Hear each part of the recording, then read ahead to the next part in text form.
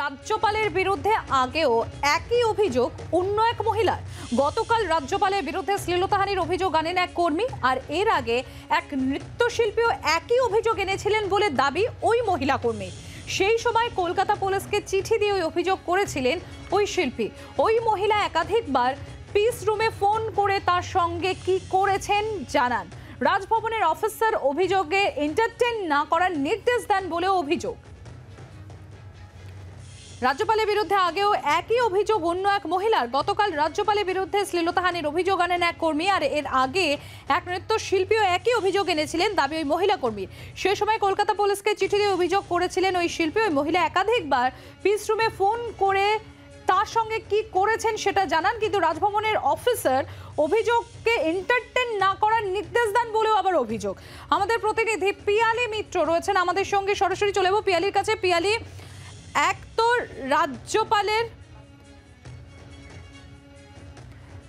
তো রাজ্যপালের বিরুদ্ধে শ্লীলতাহানির অভিযোগ উঠছে, গুরুতর অভিযোগ। শুধু তাই নয়, তার পাশাপাশি আমরা পিয়ালির সঙ্গে যোগাযোগ করার চেষ্টা করছি।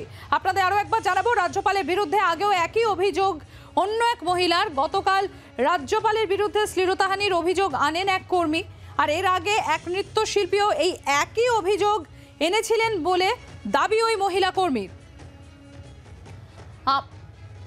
আমাদের প্রতিনিধি পিয়ালি মিত্র রয়েছেন আমাদের সঙ্গে, সরাসরি চলে যাবো পিয়ালির কাছে।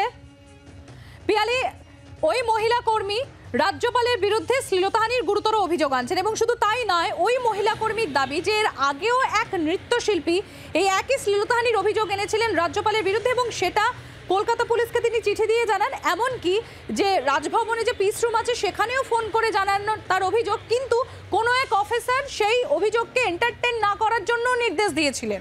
অর্থাৎ একের পর এক গুরুতর অভিযোগ রাজ্যপালের বিরুদ্ধে।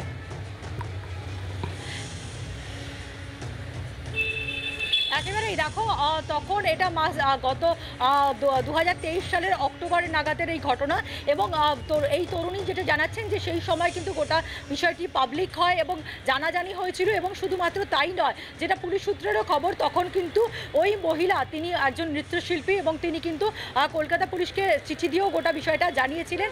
এবং এখানেই শেষ নয়, একাধিকবার ওই মহিলা যিনি আগের যার সাথে এই ধরনের ঘটনা ঘটেছে বলে জানা যাচ্ছে, তিনি একাধিকবার এই যে PBX যে নাম্বার রয়েছে সেখানে তিনি ফোন করতেন, এবং ফোন করে তার সাথে এরকম একটি ঘটনা ঘটেছে এবং সেই বিষয়ে তিনি জানাতেন।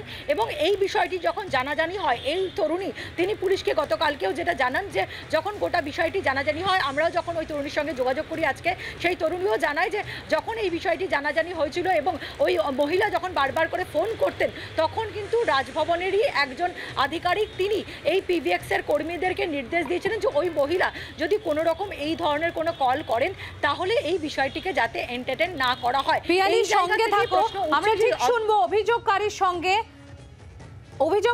সঙ্গে কথা বলেছেন আমাদের প্রতিনিধি শ্রেয়সী গঙ্গোপাধ্যায়। কি বক্তব্য তরুণীর শোনাবো আপনাদের।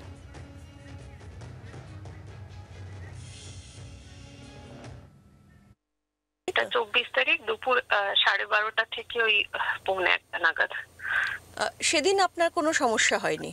সেই দিনই মেন ঘটনাটা ঘটেছে।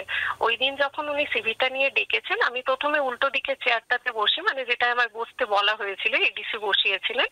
এডিসি বেরিয়ে যাওয়ার পর উনি আমাকে ওনার পাশের চেয়ারটাতে বসতে বলেন।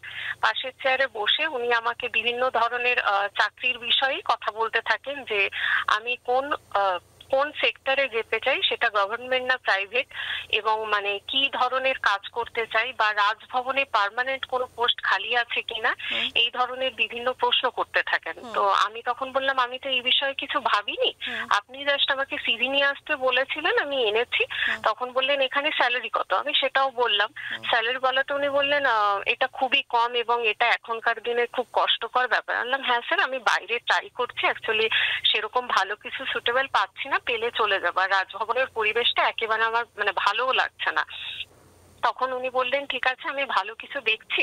এবং উনি আমাকে যেটা বলছেন, ওনার নাকি ইউনিভার্সিটিতে অনেক মানে হাত আছে, তো আমি যদি চাই আমি ইউনিভার্সিটিতে যে কোনো জায়গায় যে কোনো পোস্টে অ্যাজ আ লেকচারার উনি আমাকে রিক্রুট করাবেন। তো সেটাতে আমি তখনই সঙ্গে সঙ্গে বলেছি অধ্যাপক। হ্যাঁ হ্যাঁ হ্যাঁ হ্যাঁ হ্যাঁ আচ্ছা। অধ্যাপক। এবং কিংবা কোনো স্কুলে বা কিছু, আমি সেটাও ওনাকে বললাম স্যার অ্যাকচুয়ালি আমি কনফিডেন্স নেই আমার। এই সমস্ত কথা বলার পর উনি আমাকে জিজ্ঞেস করলেন আমি ম্যারিড নাকি আনম্যারিড। তো আমি বললাম আনম্যারিড, কিন্তু আমার বিয়ের কথাবার্তা হচ্ছে, মানে করবো আর কি। বললেন বিয়ে এখনো করোনি? আনলাম করিনি বলতে করা হয়নি, তবে করব, খুব মানে তাড়াতাড়ি করব। তারপর কথা শেষ হওয়ার পর উনি হাতটা বাড়িয়ে হ্যান্ডশেক করতে চেয়েছেন। আমাদের বাঙালি কালচারে বা আমরা মানে ওয়েস্ট বেঙ্গলে আমরা তো সিনিয়র কোনো পার্সনের সাথে এইভাবে হ্যান্ডশেক, মানে উনি যে একটা রেসপেক্টেড পার্সন, আমি ওনার সাথে হাত মেলাবো এটা আমার একটু কিন্তু বোধ হচ্ছিল। আমি সেই জন্য নমস্কার করেছি, করে আমি পায়ে হাত দিয়ে প্রণাম করেছি। তখনই উনি আমাকে পেছন থেকে চেপে ধরেছেন, মানে হাত দিয়ে, এবং তারপর বিভিন্ন ভাবে আমাকে, মানে সেগুলো আপনাকে আর আমি আলাদা করে কি বলবো বলুন। প্রথমে এটা করাতে আমি যখন সরে আসি, সরে আসার পর উনি আমাকে বললেন সিভির পেছনে হয়তো, মানে আপনারা যদি উনি ইনভেস্টিগেশন করতে দেন আপনারা দেখতে পাবেন ওনার অফিস রুমে ওনার টেবিলে আমার সিভিটা রাখা আছে, তার পেছনে আমাকে নাম্বার লিখতে বলেছিলেন। এবং উনি বলেছেন আমাকে রাত্রিবেলায় উনি ফোন করবেন এবং এই কথাগুলো আমি যেন কাউকে না বলি। এটা 24 তারিখের ঘটনা। আমি যেন কাউকে এই কথাগুলো না বলি যে উনি আমাকে এই সমস্ত ব্যবস্থা করে দেবেন বলেছেন বা ফোন করবেন বলেছেন, সেগুলো আমি যেন কাউকে না বলি। উনি হোয়াটসঅ্যাপ কল করবেন বলেছিলেন আমাকে।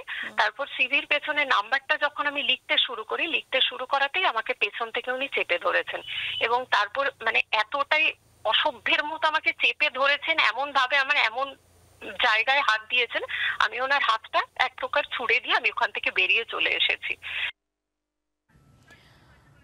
আপনারা শুনলেন 24 তারিখ ঠিক কি ঘটেছে, অভিযোগকারিনী কি জানাচ্ছেন। কিন্তু গতকাল 2রা মে সেদিনকে কি ঘটে সেটাও শুনুন অভিযোগকারিনীর মুখ থেকে। 2nd মে আমার ইভিনিং শিফটে ডিউটি ছিল। ইভিনিং শিফটে আমি যাই যখন, উনি তার আগে পিবিএক্স মানে আমাদের ডিপার্টমেন্টে এসে এবং বাই ফোন উনি খোঁজ নিয়েছেন যে পরের শিফটে কার ডিউটি আছে, নাম জিজ্ঞেস করেছেন। আমি আসার পরে উনি একদম ডিরেক্ট মানে বোর্ডে ফোন করে, উনি নিজেই ফোন করেছেন, ফোন করে আমাকে জানতে চাইলেন ইজ দিস পিস রুম। তারপর আমার নাম জিজ্ঞেস করলেন, নামটা যখনই আমার নাম শুনলেন তারপর উনি ওনার অফিসে আমাকে ডেকে পাঠিয়েছিলেন। আমার সাথে আবার উনি একই প্রসঙ্গে কথা বললেন যে আমি কেন ওনার প্রপোজাল গুলো অ্যাকসেপ্ট করছি না, ওনাকে এডিসি বলেছে আমি ওনার প্রপোজাল অ্যাকসেপ্ট করছি না। উনি আমার জন্য ভালো কিছু করবেন আমাকে সেই আশ্বাস বারে বারে দিতে চাইছিলেন। আমি সেটা যখন প্রত্যাখ্যান করি তখন আমাকে জানতে চাইলেন কেন, অসুবিধাটা কি হচ্ছে। আমি তো বলেছি যে ইউনিভার্সিটিতে পার্মানেন্ট পোস্টে আমি রিক্রুট করিয়ে দেবো, সেটা অন্য কোনো মানে লেকচারার যদি নাও হয় অন্য কোনো পোস্টের জন্য।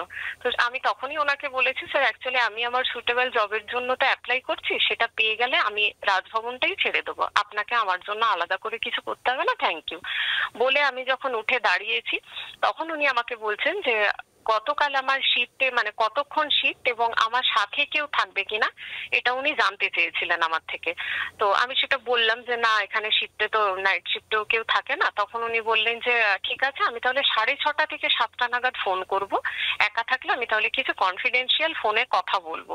তখন আমি ওনাকে বললাম স্যার আমাকে ফোন করার দরকার নেই, আমি কোনো ধরনের কোনো চাকরি এখানে অন্য ডিপার্টমেন্টেও যেতে চাই না বা আমার জন্য আলাদাভাবে আপনাকে কিছু করতে হবে না, অলরেডি আমার অন্য জায়গায় কথা চলছে, আমি ট্রাই করছি। তারপর উঠে দাঁড়ানোর পর আমি যখন বেরিয়ে আসতে যাব উনি আমাকে তখন ধরেছেন, মানে গায়ে হাত দেননি, কালকে এমনি দাঁড় করিয়ে বললেন, মানে ওনাকে হাগ করার জন্য উনি আমাকে রিকোয়েস্ট করলেন। আমি তখন ওনাকে বলেছি এই ধরনের ব্যবহার আচরণ যেন উনি না করেন।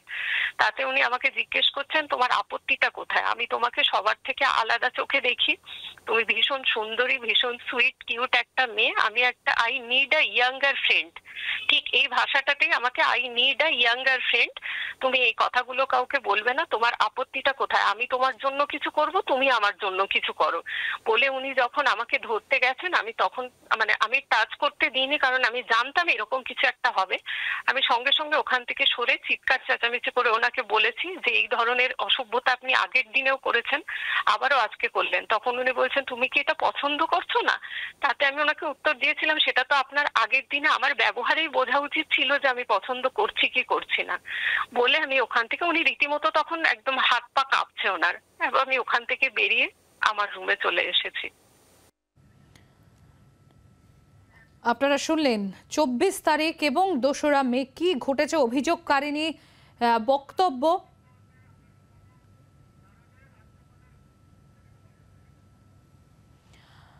অভিযোগকারিনীর আরও বক্তব্য রয়েছে, সেটাও তুলে ধরবো আপনাদের সামনে। তবে তার আগে শোনাবো রাজ্যপাল সিভি আনন্দ বোস তিনি কি বার্তা দিয়েছেন, তার অডিও বার্তা।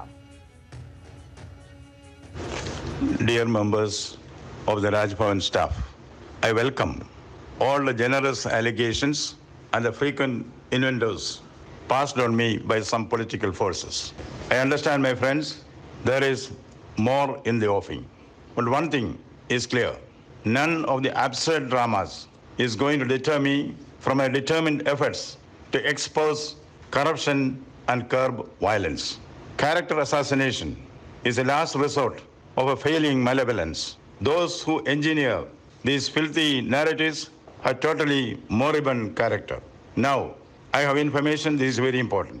Now I have information, my very dear friends, that a more sinister plot has been hatched in the Raj Bhavan. We know the characters chosen for this. Beware.